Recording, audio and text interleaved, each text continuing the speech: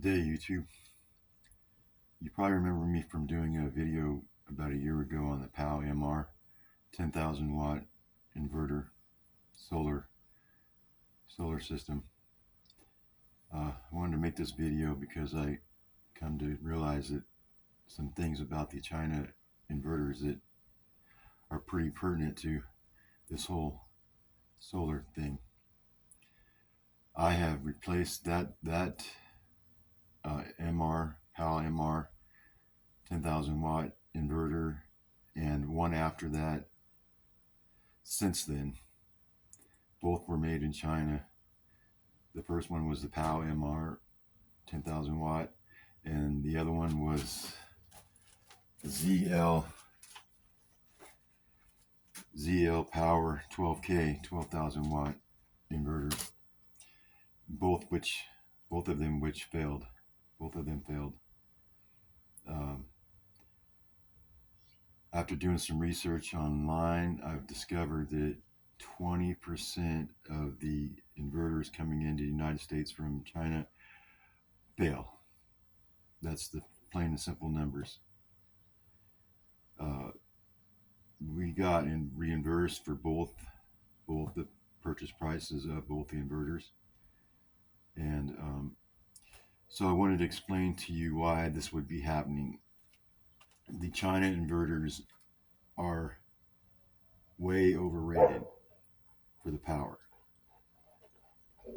which if you're trying to draw as much power through them as they're advertising on their ads, then they're going to fail because they have them overrated. That's my belief. So that being said, it would probably be wiser to get a better inverter, pay the extra money to get a better inverter.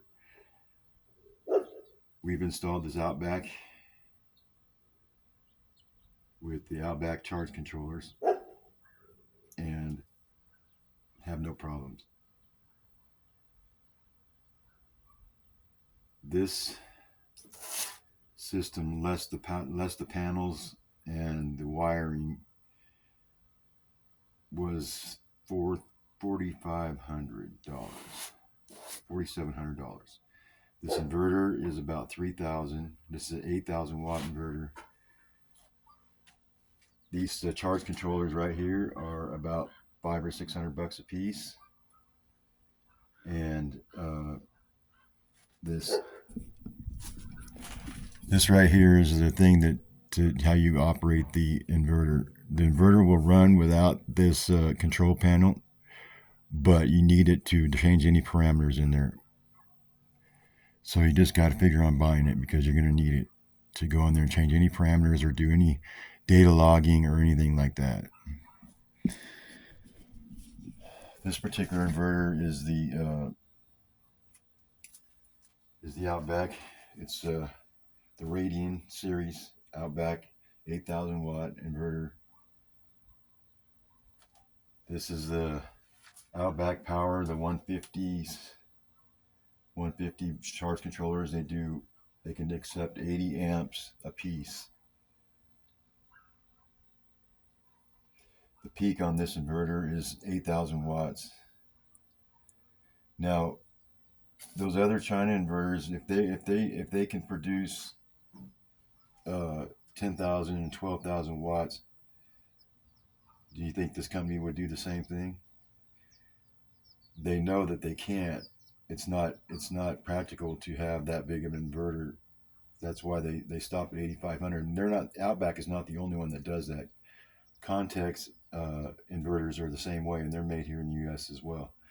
They only do 8,000 watts as well. So it stands to reason to think that that's kind of a point where they can't get above that, as far as producing the wattage.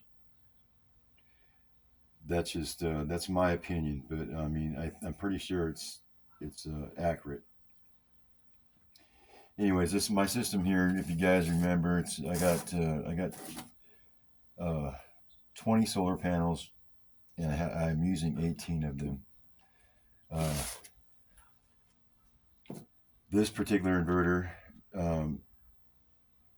only takes the power from the batteries. It also can be grid fed as well, but what I'm saying is that you can only use, it doesn't have, it's not all in one like the POW and the other one, where the inverter, charge controller, and everything is in one box. It's not that way. You got to have the charge controllers charging the batteries, and then this inverter gets from the batteries and makes the power that way. So that's the only way that this works. You have to have the charge controllers on this system. It does have the relays inside and everything. It's got that, the relays for cutting out the power, but it doesn't have the charge controllers on board. So that's what you have to get extra with this. So the other system, I think the POW MR, I think we paid a couple $1,000. The ZLP power 12K was a couple thousand, or even 2,800, I think, something like that. But this one here was, I think, just over 3,000. But you have to buy the charge controllers extra, which is about another $1,000 or $1,200. So, and then the power control, or just the this right here. That's how you change everything. So I just wanted to share that with you guys. At the peak, these charge controllers do much better than either the POW MR and the LP power. I've seen these two inverters harvest 39 kilowatt hours a day. I've seen them harvest that much. Now they don't do it all the time because it depends on how much it's getting used out of the batteries, because it's all going through the batteries. But if the batteries are low and the air conditioner's on and being used all day long here, it can harvest as much as possible. I've seen it harvest 39 kilowatt hours a day. The other inverters came nothing close to that. Nothing close to that 3,900 kilowatt or 39 kilowatt hours.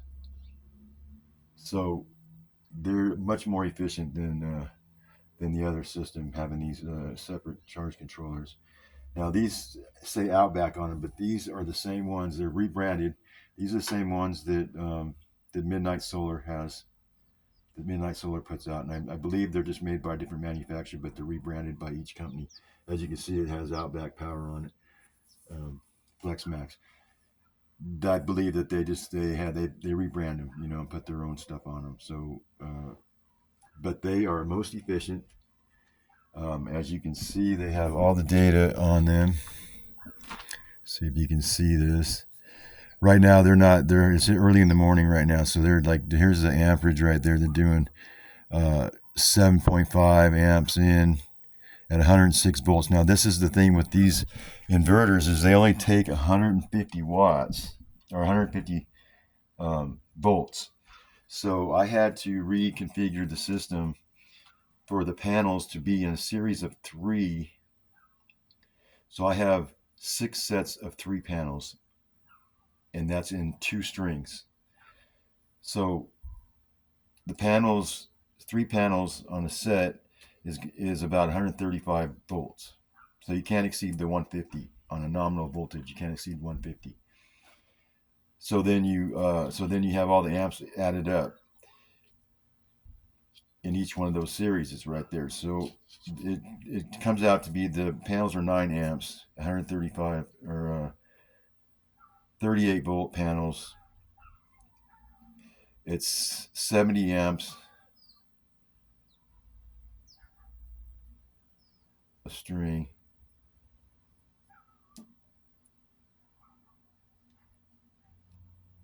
Right. In series, okay. 9 amps per panel times 6 is 70 amps. So that's divided into 2 strings. So it's 35 amps a side. So I have plenty more space to add more panels on this system if I wanted to raise the battery size up. Now my batteries, as you remember, I haven't changed the batteries. I got 12 lithium-ion batteries. So I haven't changed none of that. The only thing I've changed out is the inverter, the charge controller, and put this in line here. This monitor. Uh, so it's quite efficient now that the system is running much better. I just wanted to give you guys a heads up with those China inverters. It just go ahead and get a better inverter. Go ahead and pay the extra money and get one that's made here in the U.S. or likewise. Uh, the China inverters just don't pay off. They're overrated for the power. And if you, it's fine if you're not going to use close to what they're saying on the peak. I'd say maybe if you can cut that in half, what they say on their output. Like if it's 10,000, then I would say that you could probably do five out of there. 12,006, but they're overrated. So if you're going to want to pull as much power through there as it's rated for, you should not get those, or get one overrated, or get one higher than what you want it, because it's not going to last. It's gonna go out for sure. 20% of all inverters coming in the U.S. are failing from China. So do your research, and I thank you for watching this video. I want to get out here and put this information out to you because I backed that POW MR inverter when I put it in. I said it was a good inverter. I said it was working good, but it didn't. It failed. I just haven't had time to do this video, but there it is there. If you use this information, you like this information, please like and share this video, and follow me, or at least yeah, subscribe. Okay, thank you very much.